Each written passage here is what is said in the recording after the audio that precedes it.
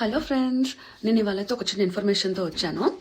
నేను రీసెంట్గా రైస్కి బెస్ట్ ఆల్టర్నేటివ్స్ కోసం వెతుకుతున్నాను. లైక్ మనకు అన్నీ తెలుసు, కినోవా ఉంది, మిల్లెట్స్ ఉంది, లైక్ ఇంకేమన్నా ఉన్నాయా అని అనుకున్నప్పుడు నేను ఒక న్యూట్రిషనిస్ట్ వీడియో చూశాను ఇన్స్టాగ్రామ్లో.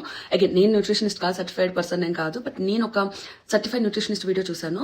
ఆ వీడియోలో తను ఏం చెప్పాడంటే, మార్కెట్లో బక్వీట్ అని ఒకటి దొరుకుతుంది అనమాట. దీన్ని బక్వీట్ అంటారు. ఇది ఇలా ఉంటుంది చూడటానికి, అంటే ఇది బిఫోర్ బాయిల్ చేసినప్పుడు ఇట్లా కొంచెం గట్టిగా ఉంటుంది, కొంచెం ట్రయాంగిల్ షేప్లో ఇలా ఉంటుందన్నమాట. సో ఇది సిమిలర్ దీనికి కీనోవాకి నేను ఒకరికి కంపేర్ చేసి చూసాను. చాట్‌జిపిటీలో కొట్టేసి ఏంటి డిఫరెన్స్ అని. కీనోవాలో ఎక్కువ ప్రోటీన్ ఉంటుంది, దీంట్లో అంత ప్రోటీన్ ఉండదు, కానీ మంచి ఫైబర్ కంటెంట్ అయితే చాలా ఉంటుంది. సో సిమిలర్ హెల్త్ బెనిఫిట్స్ అయితే ఉంటాయి కినోవాతో కంపేర్ చేసినప్పుడు. దీన్ని నేనేం చేస్తానంటే ఉడకపెట్టే ముందు 5-10 మినిట్స్ ఒక 2-3 అవర్స్ నానబెట్టేసి బాయిల్ చేసేస్తాను. రెగ్యులర్గా మనము గంజి వార్చి అన్నం ఎలా ఉడకబెడతాము పొయ్యి మీద అలా పెట్టేసి ఉడకబెట్టేస్తాను. నేను ఒక 2-3 డేస్కి సరిపడా ఉడకబెట్టేసుకుని ఒకటేసారి ఇట్లా ఉడకబెట్టినాక ఇట్లా పొట్టు విడిగా అయిపోతుంది. పొట్టు ఉంటుంది దీనిపైన, చాలా ఇట్లా బ్రౌన్ కలర్ పొట్టు విడిగా వచ్చేస్తుంది అనమాట.